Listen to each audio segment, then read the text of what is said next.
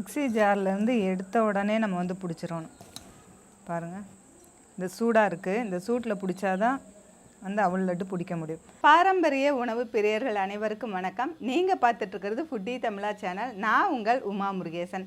இன்றைக்கி நம்ம இந்த வீடியோவில் என்ன செய்ய போகிறோன்னு பார்த்தீங்கன்னா, சிவப்பு அவுல் லட்டு நம்ம செய்ய போகிறோம். இது வீட்லேயே நம்ம அவுல் வச்சுருப்போம்.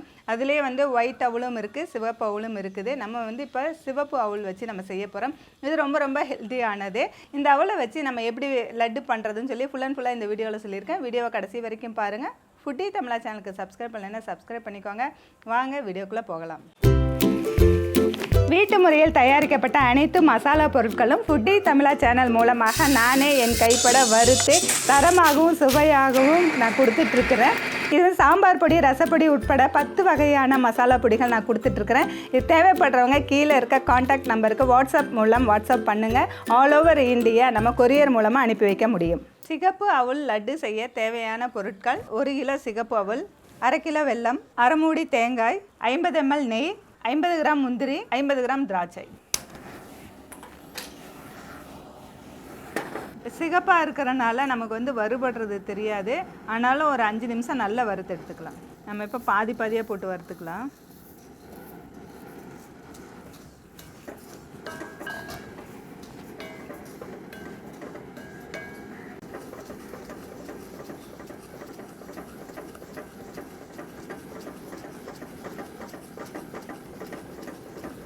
அவுல் வந்து வறுக்கும் போதே வந்து இந்த பொரி மாதிரி வரும். இங்கே பாருங்கள், அப்படியே அவுல் வறுபடும் போது பொரி மாதிரி வருது.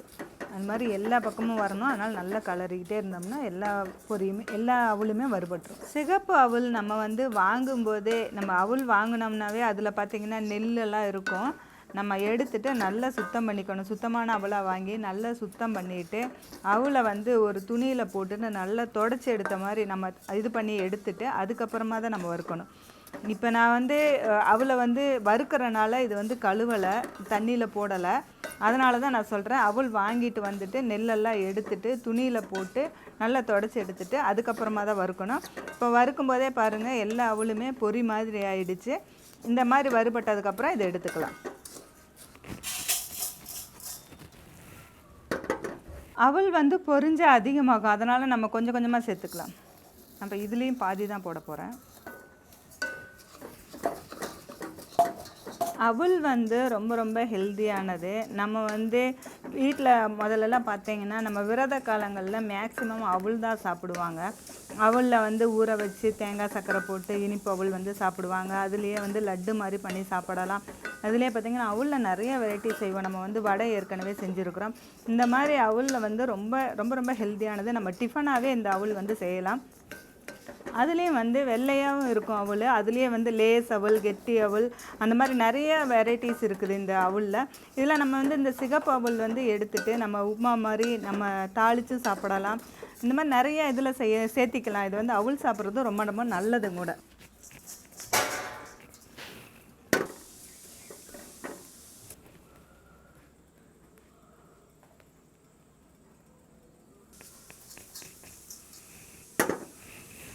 இப்போ நம்ம அவல் எல்லாமே பாருங்கள் இப்படி வறுத்து எடுத்து வச்சிட்டோம். இது கொஞ்சம் சூடு ஆறட்டும். அதுக்குள்ளாட்டி நம்ம வந்துட்டு தேங்காய் திருவிக்கலாம்.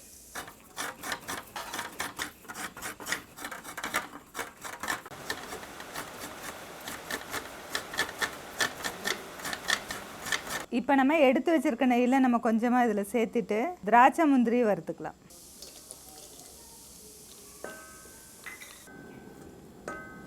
அடுத்தது திராட்சையும் சேர்த்துக்கலாம்.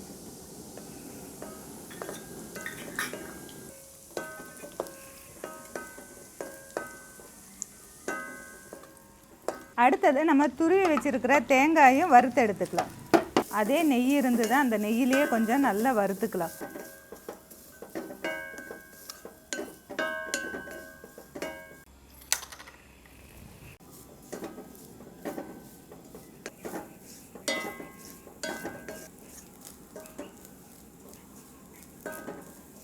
தேங்காய் இப்போ வந்து நல்லா சிவக்க வறுத்தாச்சு.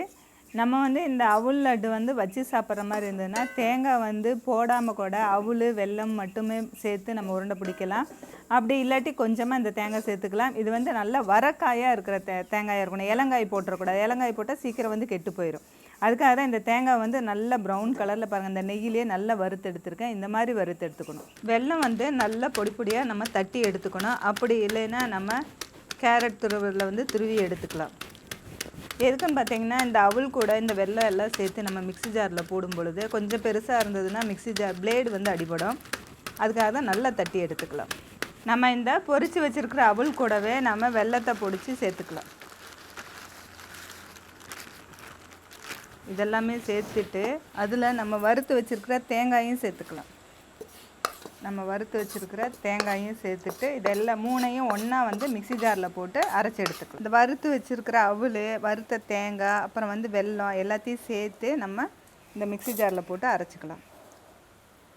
கூட நமக்கு ஏலக்காய் வேணும்னாலும் சேர்த்துக்கலாம்.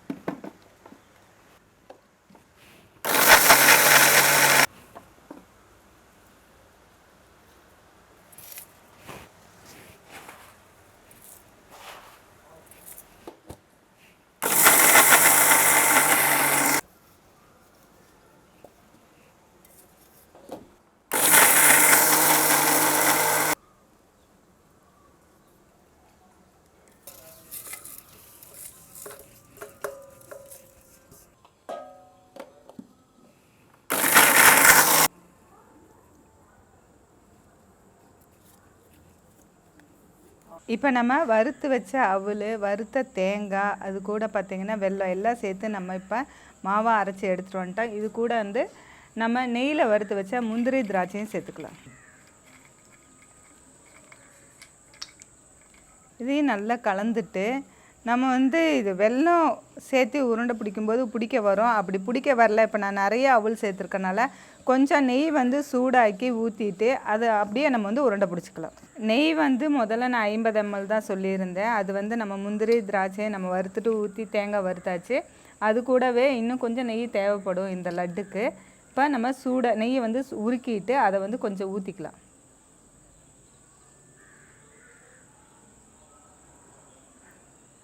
இப்படி கலந்துட்டு அப்படியே லட்டு பிடிச்சிக்கலாம்.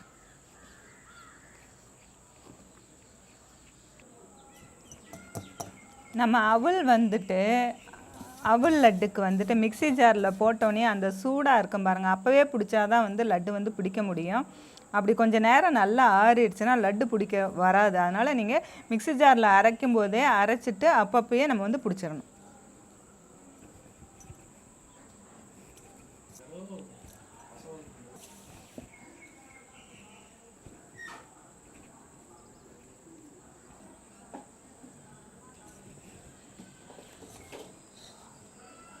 மிக்ஸி ஜார்லேருந்து எடுத்த உடனே நம்ம வந்து பிடிச்சிடணும்.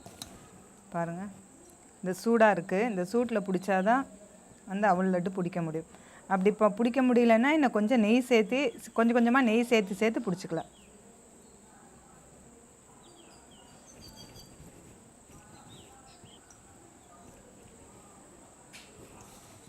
இந்த அவுள் லட்டு வந்துட்டு நம்ம மிக்ஸி ஜாரில் அரைச்ச உடனே அந்த சூட்லேயே பிடிச்சோம்னா நம்மளுக்கு பிடிக்க வரும்.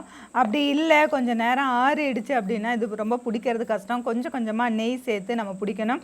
நெய்யும் ரொம்ப அதிகமாக தேவைப்படும். இப்போ நான் வந்து அதிகமாக செய்யறனால, இப்போ 1 கப்பு அவளே கொஞ்சமாக செய்கிறேன்னா டக்குன்னு பிடிச்சிடலாம். இப்போ நான் அதிகமாக செய்கிறனால அது ரொம்ப நேரம் ஆயிடுச்சு. இப்போ வந்து நமக்கு பிடிக்கிறது கொஞ்சம் கஷ்டமாக இருந்ததுன்னா கொஞ்சமாக சூடான பால் தெளித்தோம்னா நல்லா ஈஸியாக லட்டு பிடிக்க வரும்.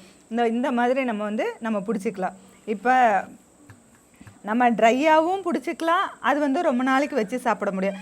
இந்த மாதிரி பால் தெளித்து பிடிச்சோம்னா நம்ம 1 நாள் 2 நாளில் நம்ம வந்து இதை சாப்பிட்டு முடிக்கணும். அந்த மாதிரி இருக்கும்.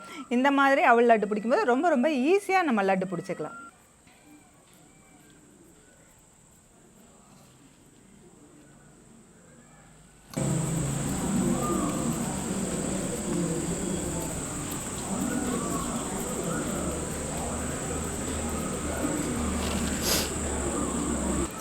இப்போ நம்ம அரைச்சி வச்சுருக்கிறது கூட கொஞ்சமாக பால் கொஞ்சம் சூடு பண்ணிவிட்டு நல்ல சூடான பால் கொஞ்சம் ஊற்றிக்கலாம். அவ்வளோ கொஞ்சம் கொஞ்சமாக ஊற்றுனா போதும்.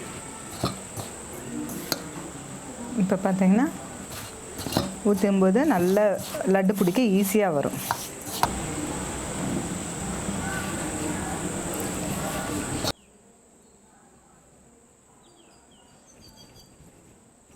இப்போ நம்ம வீட்லேயே நம்ம சூப்பரான அவுள் லட்டு நம்ம செஞ்சு முடிச்சிருக்கோம். இந்த லட்டு பார்த்திங்கன்னா ரொம்ப ரொம்ப வாசனையாகவும் இருக்கும், ரொம்ப ரொம்ப டேஸ்ட்டாகவும் இருக்குது. இது எப்படி செய்யணும் ஃபுல்லாக இந்த வீடியோவில் காமிச்சிருந்தேன். இந்த வீடியோ பிடிச்சிருந்தா லைக் பண்ணுங்கள், ஷேர் பண்ணுங்கள். வீடியோ பற்றின கருத்துக்களை கமெண்ட் செக்ஷனில் கமெண்ட் பண்ணுங்கள். ஃபுட்டி தமிழா சேனலுக்கு சப்ஸ்கிரைப் பண்ணலைன்னா சப்ஸ்கிரைப் பண்ணிக்கோங்க. மீண்டும் அடுத்த வீடியோவில் சந்திக்கலாம்.